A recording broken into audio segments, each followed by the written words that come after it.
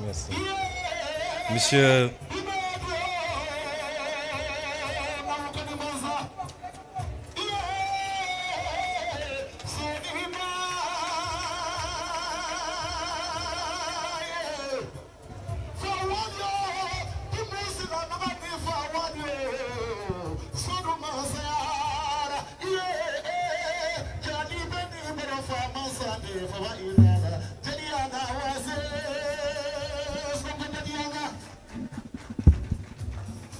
Monsieur le ministre de la formation professionnelle,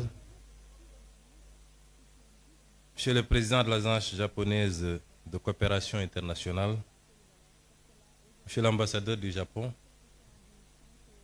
Mesdames, Messieurs les représentants des missions diplomatiques, Monsieur le représentant résident de l'Agence japonaise de coopération internationale, Monsieur le président du conseil d'administration du Centre de formation professionnelle technique Sénégal-Japon, Mesdames, Messieurs les directeurs généraux, les directeurs nationaux et directeurs de société, Mesdames, Messieurs les représentants des organisations patronales et des travailleurs, Monsieur le directeur du Centre de formation professionnelle et technique Sénégal-Japon, Mesdames, Messieurs les membres du corps enseignant et du personnel administratif, chers élèves et étudiants, Mesdames, Messieurs, je suis venu aujourd'hui représenter Son Excellence, Monsieur le Président de la République, à cette cérémonie. Hier déjà, le Président de la République avait reçu Monsieur le Président de la JICA et Monsieur l'ambassadeur du Japon. Et aujourd'hui, il me délègue de représenter à cette cérémonie. Cela atteste de l'importance que le gouvernement du Sénégal, et en premier le Président de la République, accorde à la formation professionnelle, mais plus singulièrement à cette institution importante qu'est le Centre de formation professionnelle technique Sénégal-Japon.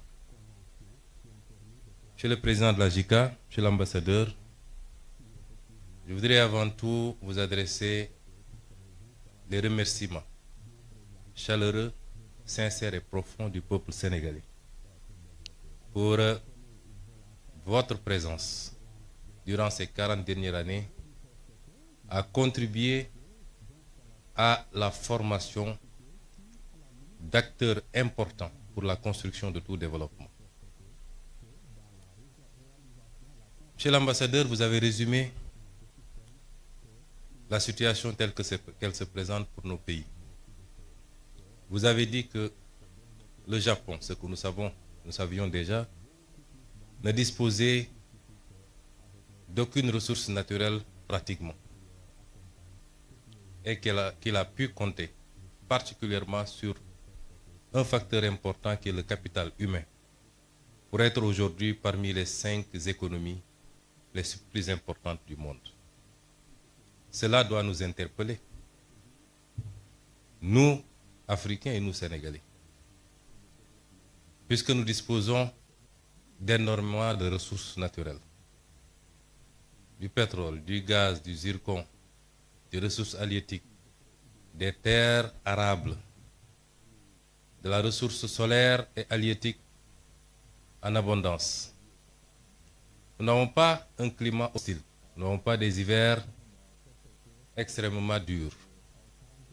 Nous ne sommes pas confrontés à certains problèmes géographiques ou des problèmes liés à un certain nombre de phénomènes tels que les tremblements de terre, les cyclones, les tsunamis et toute autre catastrophe naturelle qui dévaste souvent un certain nombre de pays, et particulièrement le Japon.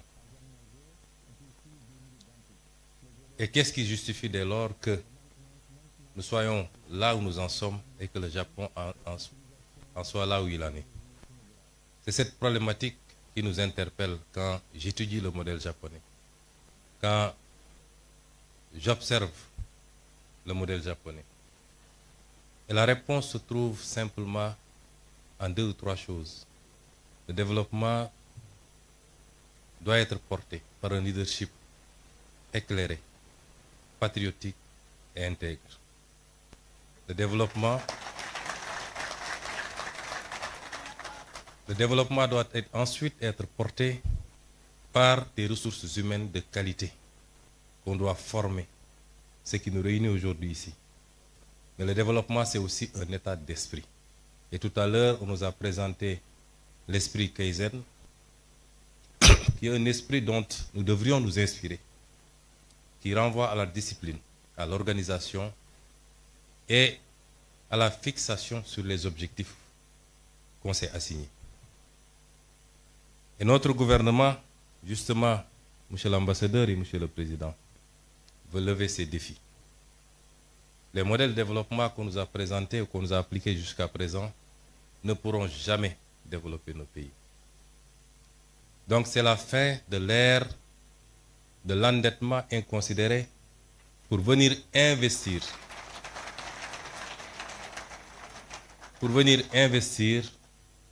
dans des projets qui n'ont aucun rapport avec la construction d'un développement endogène et souverain.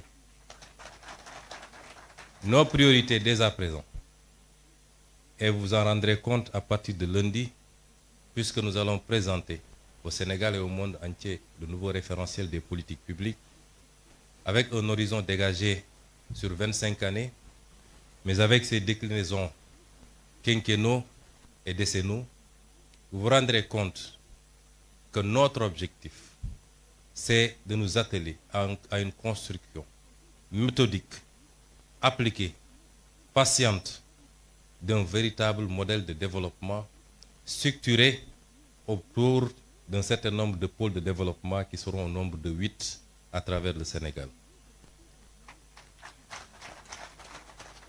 Et nous voudrions que la coopération avec tous nos partenaires soit circonscrite désormais autour de ces impératifs. Et à ce titre, je pense que le Japon est largement en avance, puisque le modèle qui nous est présenté ici est justement le modèle qu'il nous faut, qu'il faut dupliquer et renforcer. Je me réjouis déjà d'entendre et de voir que notre complexe sera bientôt ouvert à Diamniadio. Nous vous en remercions.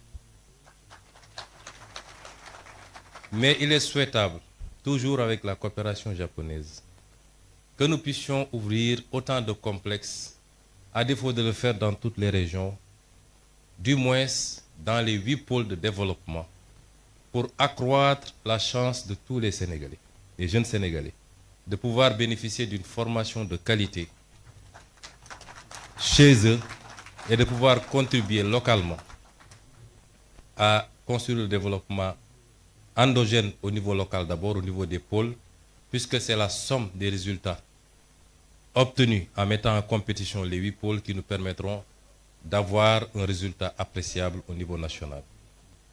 Et dans ce sens, je voudrais rassurer les partenaires. Oui, le modèle japonais est l'idéal pour nos pays. Nous préférons qu'on nous apprenne à pêcher plutôt que de continuer à nous offrir du poisson. Le transfert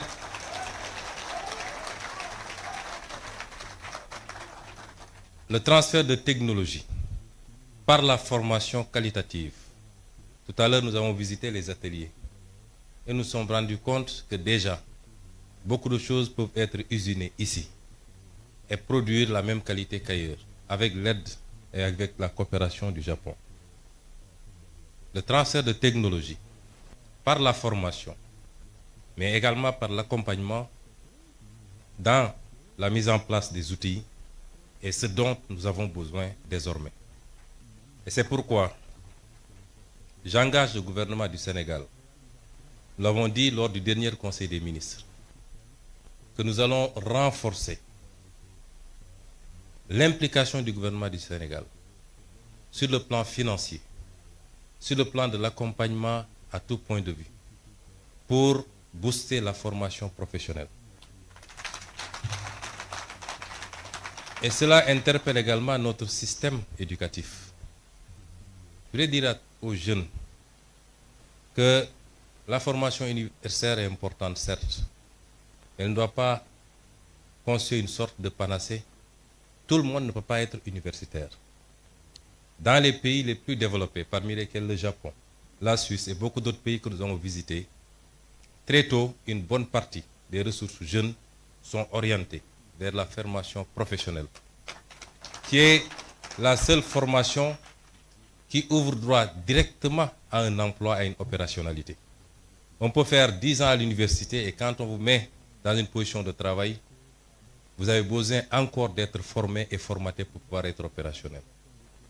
Et le pays a besoin de beaucoup plus de techniciens, de scientifiques, dans tous les domaines.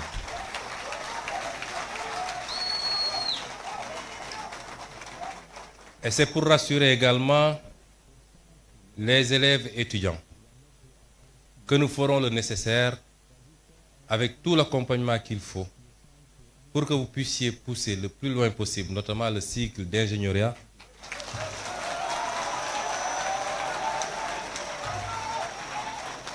et cela dans les plus brefs délais.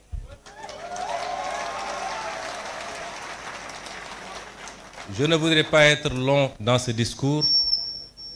Je voudrais simplement dire au peuple sénégalais, au-delà des félicitations à nos partenaires japonais, parce que tout ce qu'ils ont fait, ils l'ont fait avec altruisme, puisque c'est des dons. Nous les remercions chaleureusement encore une fois au nom du peuple sénégalais. Et dans la coopération future, notre option, c'est de voir avec chacun de nos partenaires qu'est-ce qu'on peut développer de manière spécifique et orienter, concentrer cette formation, cette collaboration autour de ces secteurs. Et dans le domaine de la formation professionnelle, pour la technologie, les sciences de manière générale, le numérique, je crois qu'avec le Japon, nous avons de belles perspectives. Mais ce que je voulais dire au peuple sénégalais, pour conclure, c'est qu'un peuple ne se développe que par lui-même. Savez-vous que nous avons fait récemment un exercice de vérité pour dire aux Sénégalais ce qu'il en était. Certains ont crié au loup en disant que nous aurions dû mentir au peuple sénégalais pour éviter de nuire à l'image du Sénégal. Nous ne sommes pas dans cette relation avec le peuple sénégalais. La vérité sera dite, quelles qu'en soient les conséquences, mais pas pour nuire à l'image du Sénégal, pour lancer un message très fort au peuple sénégalais. C'est que ce qui nous a conduit à ces situations, c'est qu'on a souvent voulu se cacher derrière notre petit doigt et éviter d'affronter les réalités de face.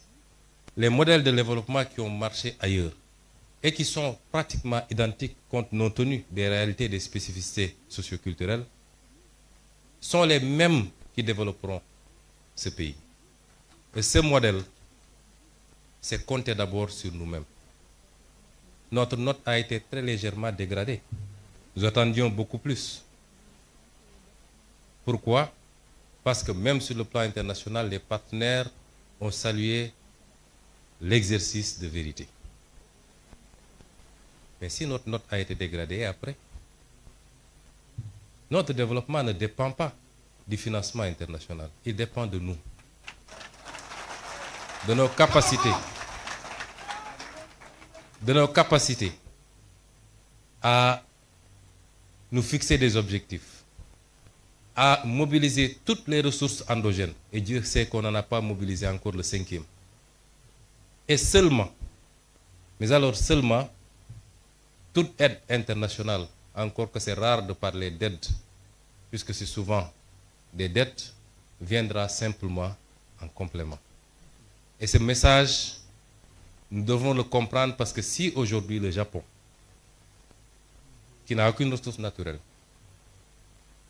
qui a vécu ce qu'elle a vécu lors de la Deuxième Guerre mondiale, a su en être à ce niveau, c'est parce qu'il a appliqué cet esprit, ce modèle, cette combativité ce don de soi pour sa patrie, mais cette croyance fondamentale en lui-même et en son peuple. Je vous remercie de votre aimable attention.